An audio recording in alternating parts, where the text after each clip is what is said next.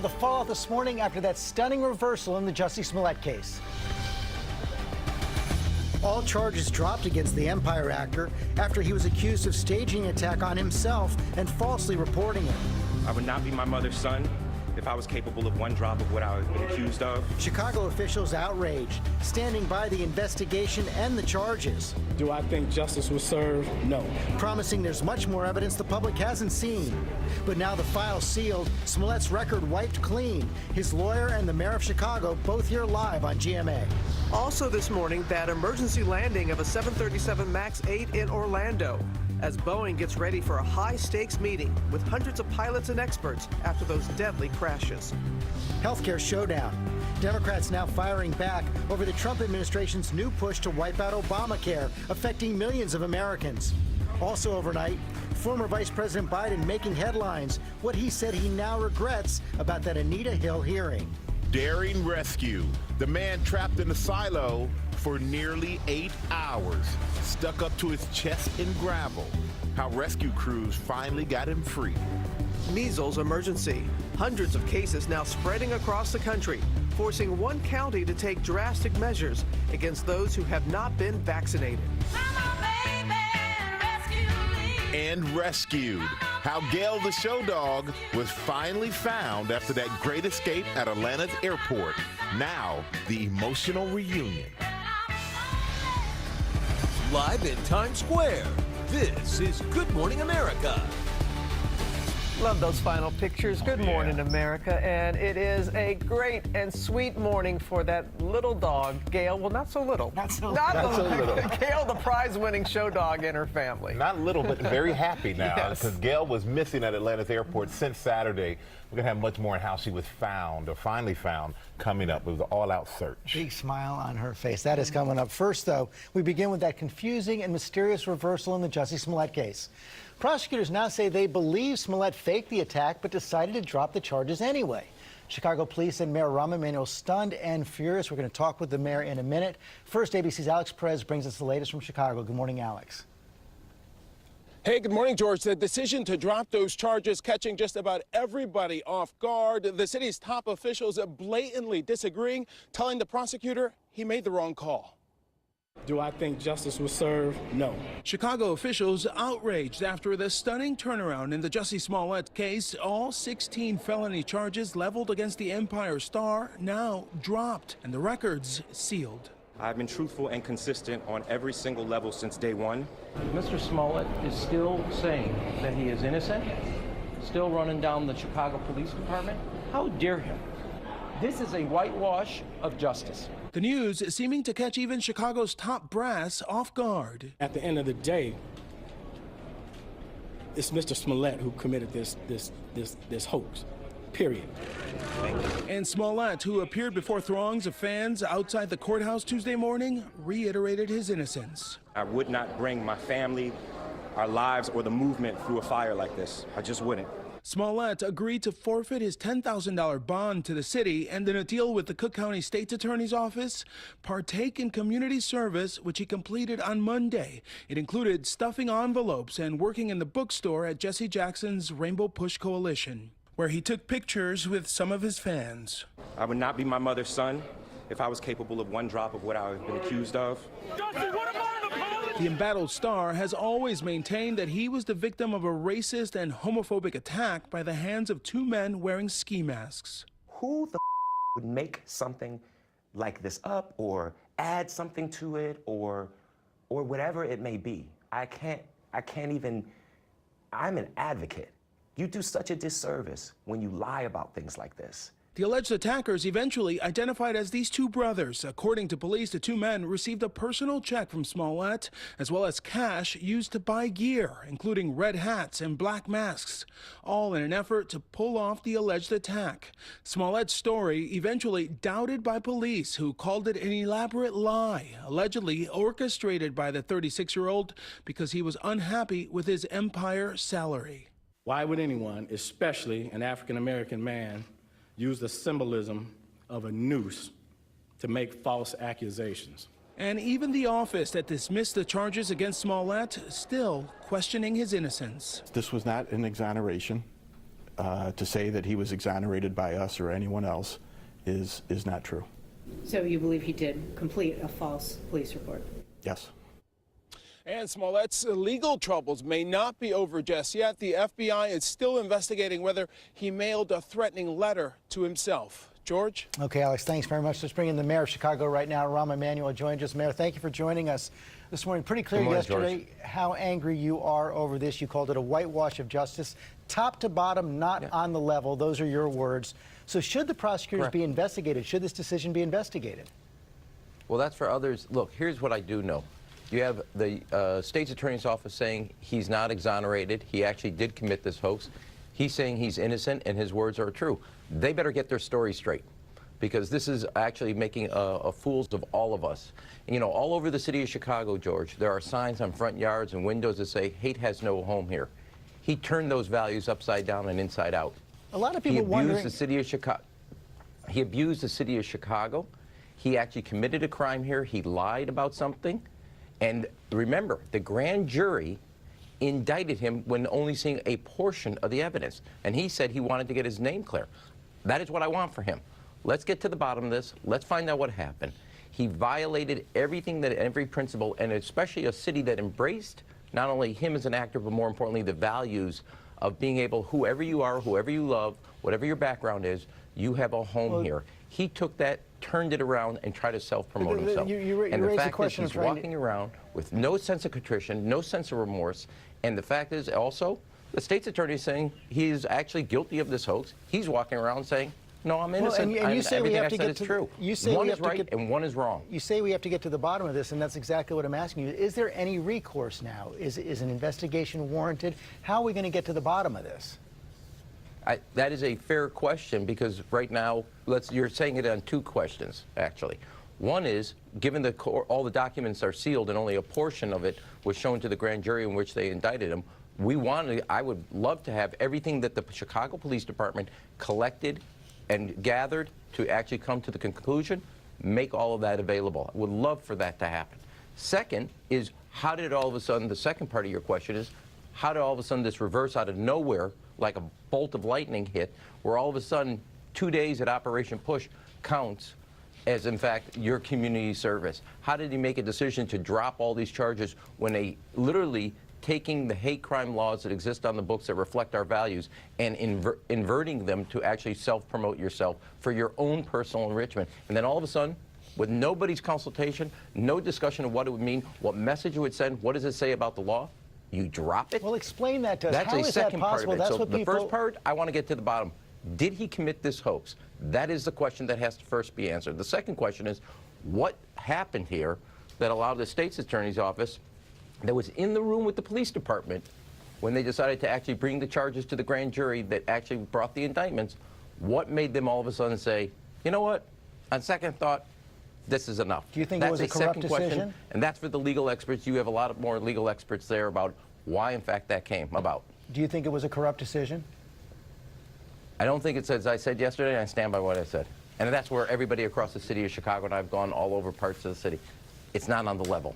This looks like, because he's an actor, a person of influence, he got treated differently than anybody else. George, if I, a Jewish mayor in a city that's not dominant, a Jewish population is 3%, all of a sudden you found a swastika on my front door and all these people are empathetic to me and come forward, and then you find 2 weeks later that the swastika on that door is I painted it to actually bring empathy to me, do you think I would get away with 2 days at the Anti-Defamation League as my community service? Really? This is not on the level. And the reason you're talking about it, the reason 20 reporters showed up to the superintendent's press conference after our graduation for police is because nobody can make sense of it. This is a head scratcher. Just to be clear, let me just ask you one more question, then tell the story. Just to be clear, Jussie says he's telling the truth. Are you absolutely confident? And the state's attorney is saying he is not. So you're confident the case did not fall apart? You're confident he staged this hoax? The state's attorney's office was in the room with the police officers. They then took a sliver of the material to the grand jury and brought back multiple charges.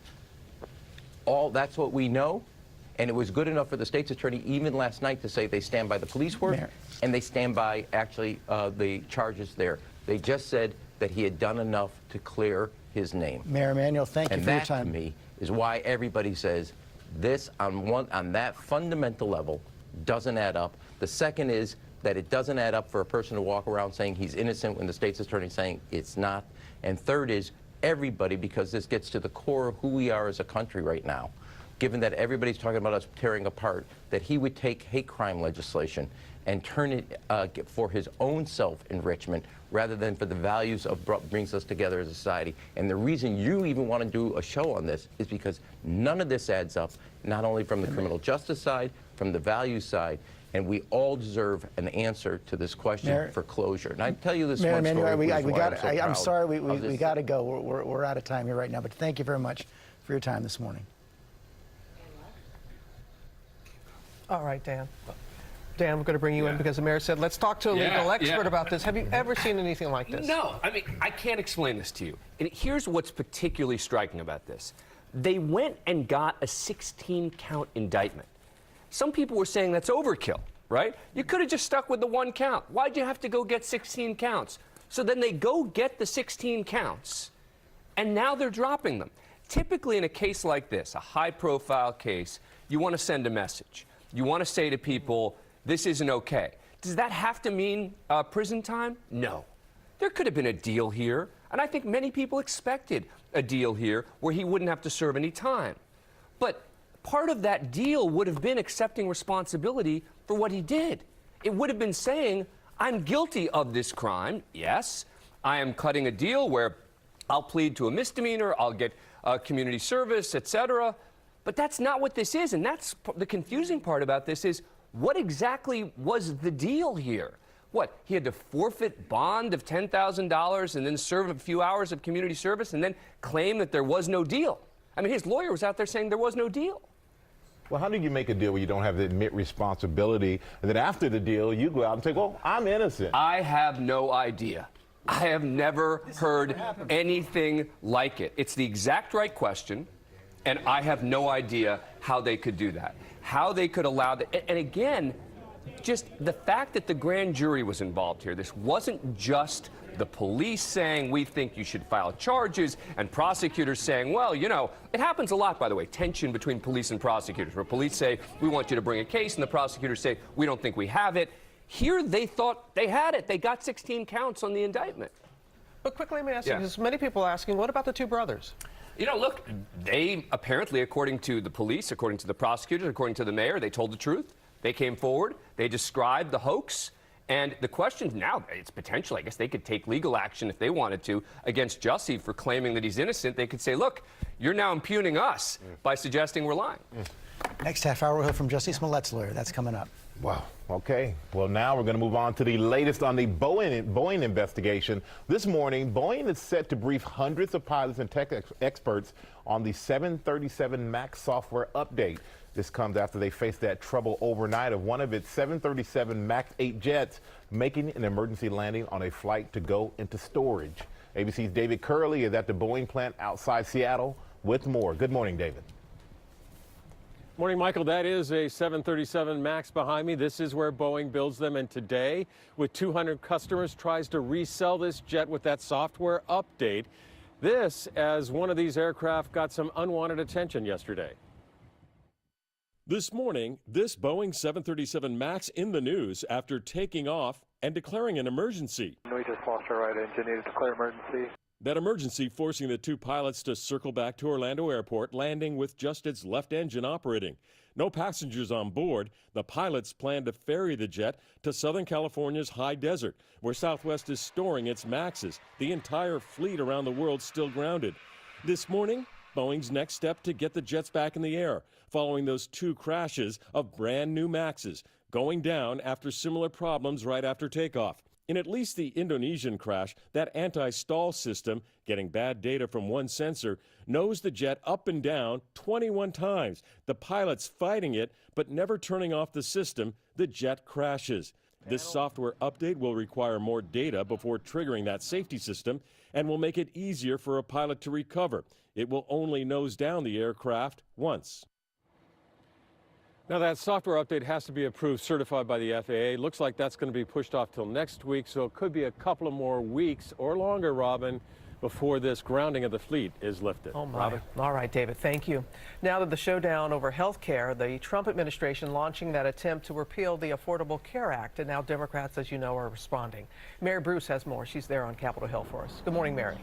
Good morning, Robin. Well, there is a new battle brewing here over health care. This move by the Trump administration to strike down the entire Affordable Care Act could leave millions of Americans without coverage, including those with pre-existing conditions. But the president seems to be welcoming this fight ahead of the 2020 election. Yesterday, telling me that the Republican Party will become known as the party of health care. But when I pressed him on what his plan is to replace Obamacare, well, he didn't respond. And that is part of the reason why Democrats here feel like this is such a political gift. They are quick to point out that Republicans right now do not have a new replacement plan, Robin. Yeah, nothing to replace it. Joe Biden made some headlines overnight.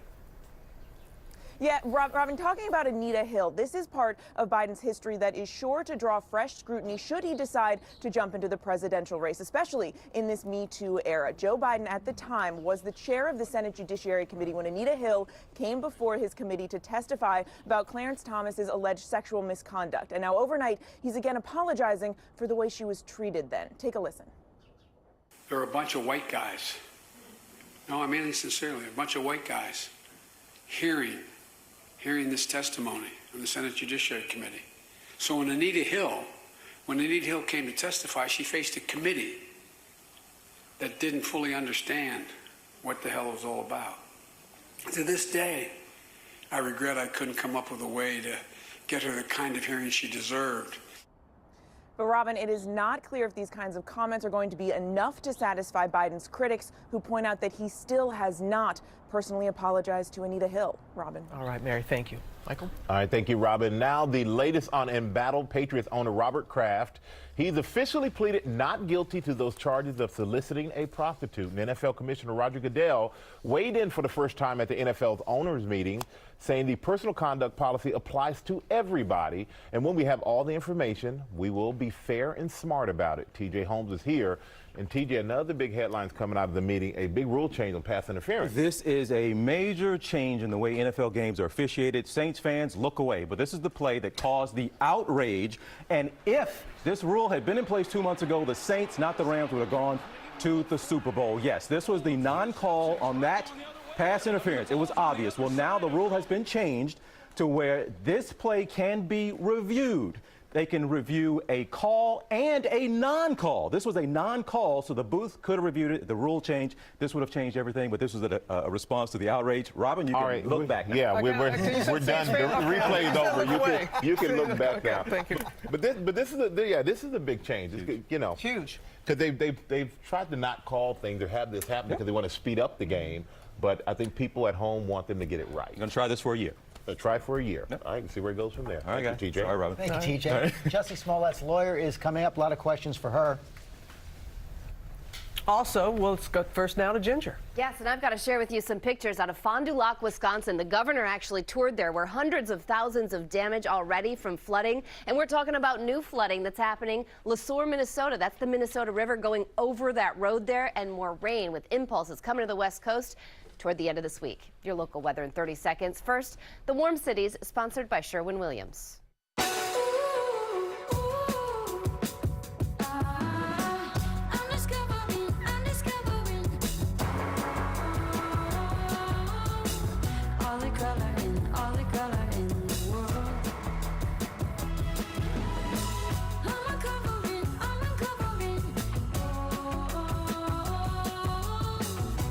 Bring color to life with the very best paint, only at your Sherwin-Williams store.